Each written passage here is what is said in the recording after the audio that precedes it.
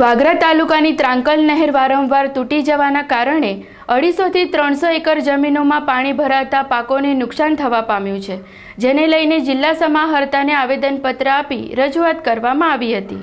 ભરૂચ જિલ્લાના વાગરા તાલુકાના ઓછડ અને કેશવણ ગામ વચ્ચે આવેલી ત્રાંકલ નહેર અવારનવાર તૂટી જવાથી 250 થી 300 એકર જમીનોમાં પાણી ભરાઈ જવાના બનાવો બને છે, જેના કારણે ખેડૂતોને ભારે નુકસાની વેઠવાનો વારો આવ્યો છે।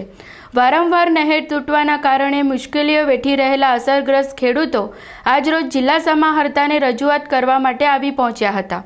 ખેડૂતોએ જિલ્લા સમાહર્તાને આવેદન આપી રજૂઆત કરી હતી કે છેલ્લા 2 વર્ષથી નહેરમાં પાણી આવતું થયું છે અને એમાં પણ આ પ્રકારના વચ્ચે ગાબડા પડી જવાથી ભારે નુકસાન વેઠવું પડે છે, જેના કારણે ઊભા પાકને પણ નુકસાન થાય છે। એટલે વહેલામાં વહેલી તકે આ નહેરનું યોગ્ય સમારકામ કરાવી ખેડૂતે જિલ્લા સમાહર્તાને આવેદન આપી રજૂઆત કરી હતી કે છેલ્લા 2 વર્ષથી નહેરમાં પાણી આવતું થયું છે અને એમાં પણ આ પ્રકારના વચ્ચે ગાબડા પડી જવાથી ભારે નુકસાન વેઠવું પડે છે, જેના કારણે ઊભા પાકને પણ નુકસાન થાય છે। એટલે વહેલામાં વહેલી તકે આ નહેરનું યોગ્ય સમારકામ કરાવી ખેડૂતોને વળતર આપવામાં આવે તે માટેની માંગ કરવામાં આવી હતી। વાગરા તાલુકાના કેશવણ, મુલેર, ત્રાંકલ, ગંધાર, પાલડી તેમજ ચાંચવેલ ગામના તમામ ખેડૂતો અમે ડિસ્ટ્રિક્ટથી આપણે ત્રાંકલ માઇનરની અંદર પાણી આવતું નથી, વારંવાર તૂટી જવાથી અમે ધારાસભ્યશ્રીને પણ રજૂઆત કરી। ધારાસભ્યશ્રીએ પણ નહેર ખાતાને વારંવાર રજૂઆત કર્યા છતાં પણ નહેર ખાતાવાળાનું 8 દિન સુધી પાણી હયલું નથી।